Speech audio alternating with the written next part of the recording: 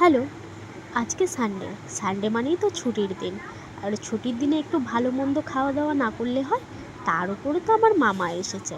এই যে আমি বাটি বাড়িয়ে দিয়েছি। আজকে সানডে মানে একটু ভালো মন্দ মানে চিকেন তো হবেই।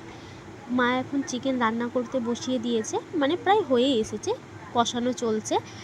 কষানো মাংস না খেলে কি হয়? তা না তো খাবারে খামতি তো থেকেই যায়, মনে হয় না যে কি একটা যেন খাইনি।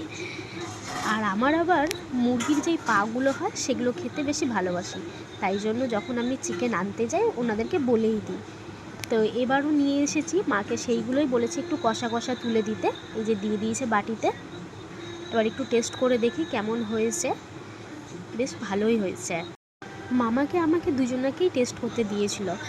দুজনেই খেতে বসে পড়েছি। এই যে মামা আলাদা ডিশে, আমার আবার আলাদা বাটিতে দিয়েছে। এই যে এখানে মামাও আবার আমার মতন পা খেতে ভালোবাসে, তাই জন্য যেখানে দুটো পা নিয়ে আসা হয় এবার চারটে পা নিয়ে এসেছিলাম। দুজনেকেই দিয়েছিল। মা আবার পর থেকে বলছিল এক্সট্রা কি আর দেবো? আমি বললাম না, একেবারেই ভাত খাওয়ার সময় খাবো। তোমরা কমেন্ট করো কিন্তু যে তোমাদের এরকম কষা কষা মাংস খেতে কার কার ভালো লাগে। টাটা।